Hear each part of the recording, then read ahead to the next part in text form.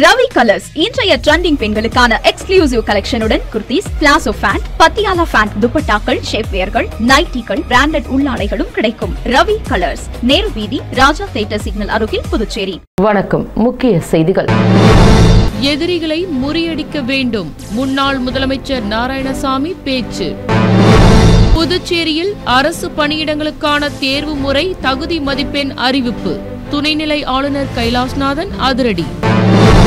அனுமதியின்றி ரெஸ்டோ பார்களில் கேளிக்கை நடத்தினால் உரிமம் ரத்து, நகராட்சி ஆணையர் எச்சரிக்கை. புதுச்சேரியில் இனிவரும் நாட்களில் மழைக்கு வாய்ப்பு, வானிலை ஆராய்ச்சியாளர்கள் தகவல். இனி விரிவான செய்திகள். எதிரிகளை முறியடிக்க வேண்டும் என்று முன்னாள் முதலமைச்சர் நாராயணசாமி தலைமை அலுவலகத்தில் நடைபெற்ற நிகழ்ச்சியில் பேசியுள்ளார். புதுச்சேரி மாநில காங்கிரஸ் சார்பில் முன்னாள் பாரத பிரதமர் ராஜீவ்காந்தி பிறந்தநாள் விழா தலைமை அலுவலகத்தில் நடைபெற்றது. இவ்விழாவில் முன்னாள் முதலமைச்சர் நாராயணசாமி பேசுகையில், வரும் 2026ஆம் ஆண்டு சட்டசபை தேர்தலில் காங்கிரஸ் தலைமையில் புதுச்சேரியில் ஆட்சி அமையும் என்றும், அதற்காக காங்கிரஸ் நிர்வாகிகள் ஒவ்வொருவரும் பாடுபட வேண்டும் எனவும், என்ஆர் காங்கிரஸ், பாரதிய ஜனதா கட்சி கண்ணுக்கு தெரிந்த எதிரிகளாக இருந்தாலும் கண்ணுக்கு தெரியாத எதிரிகளும் உள்ளனர் எனவும், அவர்களை முறியடிக்க வேண்டிய பொறுப்பு தொண்டர்கள் கையில் உள்ளது என்றும் கூறியுள்ளார். மேலும் காங்கிரஸ் ஆட்சி அமைந்தால்தான் தலைநிமிர்ந்து நடக்க முடியும் எனவும் முன்னாள் முதலமைச்சர் நாராயணசாமி பேசியுள்ளார். ஆட்சிக்கு வந்தால்தான் காங்கிரஸ்காரன் தலை நிமிர்ந்து தெருவிலே நடமாட முடியும். அது மட்டுமல்ல, காங்கிரஸ்காரன் காலத்தில் தான் காங்கிரஸ் அமைச்சராக இருந்தாலும் முதலமைச்சராக இருந்தாலும் அந்த அலுவலகம் திறந்திருக்கும். உங்களுக்கு இப்போது எதிர்கட்சியாளர்கள் அங்கே இருக்கிறார்கள். அவர்கள் காங்கிரஸ் கட்சியை பழிவாங்க வேண்டும், காங்கிரஸ் தலைவர் மீது பழி போட வேண்டும் என்று கங்கணம் கட்டிக் கொண்டிருக்கிறார்கள்.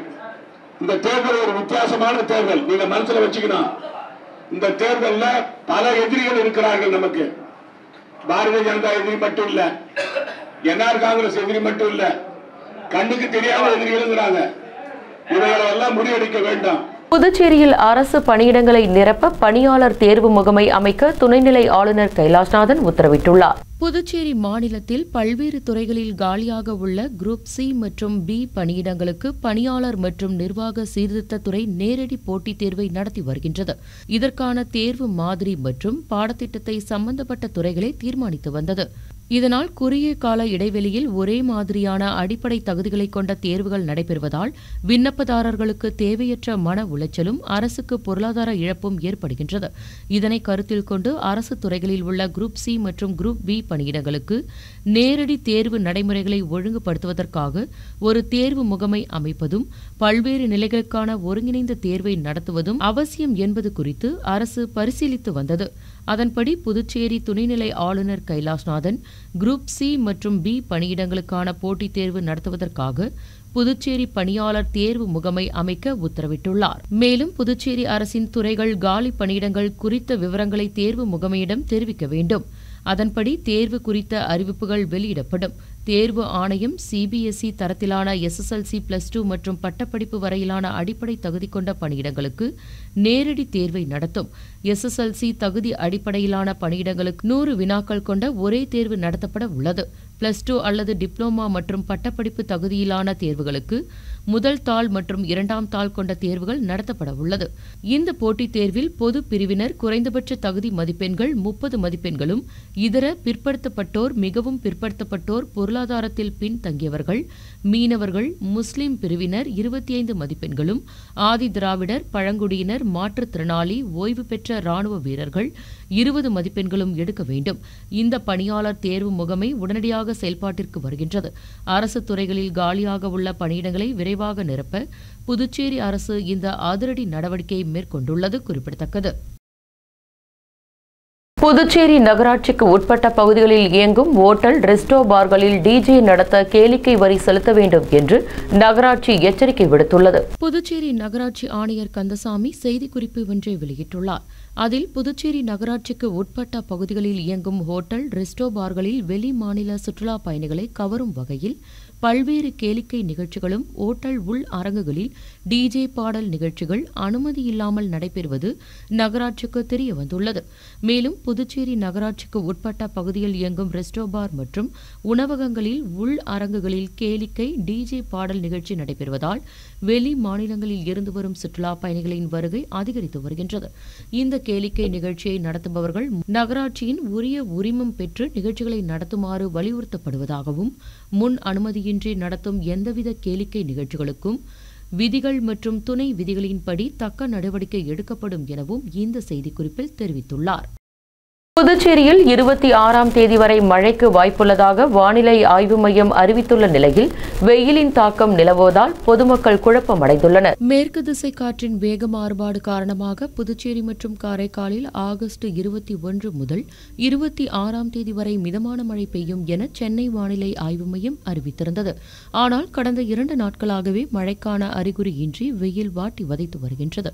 பொதுவாக ஆகஸ்ட் மாதம் புதுச்சேரியில் மிதமான மற்றும் மேகமூட்டமான வானிலையே காணப்படும். ஆனால் இந்த ஆண்டு காலை முதல் மாலை வரை வெயிலின் தாக்கம் கடுமையாக உள்ளது.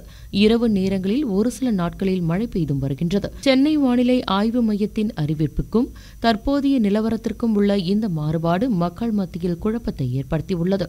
இதனைத் தொடர்ந்து மேற்கு திசை காற்றின் வேக மாறுபாடு என்பது ஒரு சிக்கலான வானிலை நிகழ்வு எனவும், இருப்பினும் அடுத்த சில நாட்களில் மழை பெய்ய வாய்ப்புள்ளதா என்பதை தொடர்ந்து கண்காணித்து வருவதாக வானிலை ஆராய்ச்சியாளர்கள் தெரிவித்து வருகின்றனர். மேலும் புதுச்சேரியின் தற்போதைய வானிலை மழைக்காக காத்திருக்கும் விவசாயிகளையும் பொதுமக்களையும் ஏமாற்றமடைய செய்துள்ளது. அடுத்த சில நாட்களில் மழை பெய்து வெப்பத்தின் தாக்கம் குறையுமா என்று பொதுமக்கள் எதிர்பார்க்கின்றனர். வருகின்ற தேர்தலில் புதுச்சேரியில் ஆட்சியை இழந்தால் தமிழகத்தை போன்ற மோசமான நிலை ஏற்படும் என்று முன்னாள் அமைச்சர் கந்தசாமி கூறியுள்ளார். புதுச்சேரி மாநில காங்கிரஸ் சார்பில் முன்னாள் பாரத பிரதமர் ராஜீவ்காந்தி பிறந்தநாள் விழா அதன் தலைமை அலுவலகத்தில் சிறப்பாக நடைபெற்றது. இந்நிகழ்ச்சியில் பேசிய முன்னாள் அமைச்சர் கந்தசாமி, காங்கிரஸ் தலைமை தங்களது அறிவுறுத்தல்களை புதுச்சேரியில் கடைபிடிக்கவில்லை என அதிருப்தியில் உள்ளதாகவும், தமிழகத்தில் காமராஜருக்கு பிறகு காங்கிரஸ் ஆட்சி அமையவில்லை என்றும், 2026 புதுச்சேரி ஆட்சியை இழந்தால் தமிழகத்தை போன்ற மோசமான நிலை ஏற்பட வாய்ப்புள்ளதாகவும், எனவே கருத்து வேறுபாடுகளை தள்ளி வைத்து இணைந்து பணியாற்றி வெற்றி பெறுவோம் எனவும் பேசியுள்ளார். மேலும் அவர் பேசுகையில், யாருக்கும் பயந்தால யாருக்கும் செல்சால கிடையாது. சரிதா?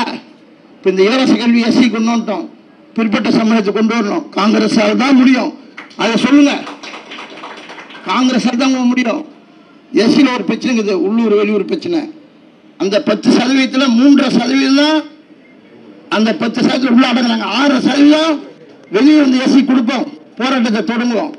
இந்த அரசாங்கம் கொடுக்குறாங்களா பார்ப்போம், கொடுக்க வைப்போம், இல்ல நம்ம வந்து கொடுப்போம். புதுச்சேரி மங்கலம் அரசு உயர்நிலைப் பள்ளியில் ரவுண்ட் டேபிள் இந்தியா அமைப்பின் சார்பில் ஸ்மார்ட் டிவி வழங்கும் விழா நடைபெற்றது. புதுச்சேரி மங்கலம் அரசு உயர்நிலைப் பள்ளியில் ரவுண்ட் டேபிள் இந்தியா அமைப்பின் சார்பில் பள்ளிக்கு 6 மேசைகள், 9 நாற்காலிகள் மற்றும் 65 இன்ச் ஸ்மார்ட் டிவி வழங்கும் விழா நடைபெற்றது.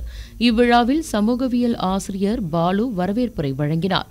புதுச்சேரி அரசு வேளாண் துறை அமைச்சர் தேனி ஜெயக்குமார் சிறப்பு விருந்தினராக பங்கேற்று மாணவர்களுக்கு சீருடை, மேசைகள், நாற்காலிகள் மற்றும் ஸ்மார்ட் டிவியை வழங்கி வாழ்த்துரை வழங்கினார். மேலும் தலைமை ஆசிரியர் செங்கேனி அம்மாள் பாலாஸ் நிகழ்ச்சியை ஒருங்கிணைப்பு செய்துள்ளார். நிறைவாக கலைச்செல்வன் நன்றி உரை ஆற்றினார். மேலும் இந்நிகழ்ச்சியில் மங்கலம் தொகுதி திருக்கோவில் கமிட்டி தலைவர் கமலக்கண்ணன், காங்கிரஸ் பிரமுகர்கள் மற்றும் ஆசிரியர்கள் கலந்து கொண்டனர். இவ்விழாவிற்கான ஏற்பாடுகளை அனைத்து நிலை ஆசிரியர்கள் மற்றும் ஊழியர்கள் செய்திருந்தனர்.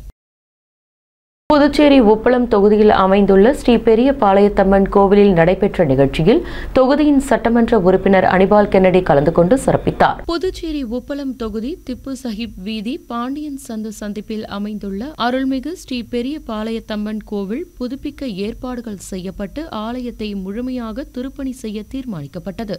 இதனைத் தொடர்ந்து புனரமைப்பு மற்றும் கட்டுமான பணிகள் தற்பொழுது நடைபெற்று வருகின்றன. இந்நிலையில் திருவக்கரையில் இருந்து கருங்கல்லால் ஆன நுழைவு வாயில் கொண்டு வரப்பட்டு சிறப்பு பூஜைகள் நடத்தப்பட்டு நிறுவப்பட்டது. இந்த நிகழ்ச்சியில் உப்பளம் தொகுதி சட்டமன்ற உறுப்பினர் அனிபால் கென்னடி சிறப்பு அழைப்பாளராக கலந்து கொண்டு சிறப்பித்தார். மேலும் இந்நிகழ்ச்சியில் திராவிட முன்னேற்றக் கழக துணை செயலாளர் நிசார், மாநில மீனவர் அணி துணை அமைப்பாளர் விநாயகமூர்த்தி, கிளை செயலாளர்கள் மற்றும் ஊர் பொதுமக்கள் கலந்து கொண்டனர். புதுச்சேரியில் ஆன்லைனில் பல லட்சம் மோசடி செய்த கும்பலை சைபர் கிரைம் காவல்துறையினர் தேடி வருகின்றனர். ஒதியஞ்சாலையை சேர்ந்த பெண் ஒருவர் முஸ்லிம் மேட்ரிமோனி கணக்கு துவங்கி வரன் தேடியுள்ளார். இதனை அடுத்து கடந்த ஜூலை மாதம் முகமது மாலிக் என்ற அடையாளம் தெரியாத நபர் வாட்ஸ்அப் மூலம் அவரை தொடர்பு கொண்டு பேசியுள்ளார். நெதர்லாந்து தலைநகர் ஆம்ஸ்டர்டாமில் முனைவர் பட்டம் முடித்துள்ளதாகவும் ஆகஸ்ட் மாதம் இந்தியாவில் குடியேற திட்டமிட்டுள்ளதாகவும் கூறி பழகியுள்ளார். இதனை அடுத்து கடந்த 5ஆம் தேதி மீண்டும் அந்த பெண்ணை தொடர்பு கொண்ட அந்த நபர் தற்பொழுது டெல்லி விமான நிலையத்திற்கு வந்துள்ளதாகவும் அதிக அளவு யூரோக்களுடன் வந்ததால் வரி செலுத்தவில்லை என கூறி விமான நிலைய அதிகாரிகள் தன்னை கைது செய்துவிட்டதாகவும் கூறியுள்ளார். அதில் இருந்து வெளிவர 3 லட்சம் அனுப்பும்படி கேட்டுள்ளார். இதனை நம்பிய அப்பெண் 3,15,000 அனுப்பி ஏமாறுந்துள்ளார். இதேபோல் முத்திரையர்பாளையத்தை சேர்ந்த நபர் 98,000, ரெட்டியார்பாளையம் பெண் 7,000, சாரத்தை சேர்ந்தவர் 90,000, கோவிந்தசாலையை சேர்ந்தவர் 43,000, பெரிய காலாப்பட்டை சேர்ந்தவர் 7,000 என 6 பேர் மோசடி கும்பலிடம் 5,60,000 ஏமாறுந்துள்ளனர். இதுகுறித்த புகாரின் பெயரில் சைபர் கிரைம் காவல்துறையினர் விசாரணை மேற்கொண்டு வருகின்றனர். அடுத்து வருவது புதுச்சேரியின் இன்றைய தங்கம் மற்றும் வெள்ளி விலை நிலவரம். இன்றைய தங்கம் வெள்ளி விலை விவரம். புதுவையில் இன்றைய தங்கம் வெள்ளி விலை விவரம் வழங்குபவர்கள் முத்து கோல்ட் ஹவுஸ், பாண்டிச்சேரி. தங்கம் 1 கிராம் 9,230 ரூபாய். இன்றைய தங்கம் வெள்ளி விலை விவரம். வெள்ளி 10 கிராம் 1,230 ரூபாய். இத்துடன் ஏஎம்என் செய்திகள் நிறைவடைந்தன. வணக்கம். உங்கள் ஏஎம்என் டிவி செய்திகளை யூடியூபில் உடனுக்குடன் காண ஏஎம்என் டிவி பாண்டிச்சேரி சேனலை சப்ஸ்கிரைப் செய்யுங்கள். பெல் பட்டனை மறக்காமல் கிளிக் செய்யுங்கள்.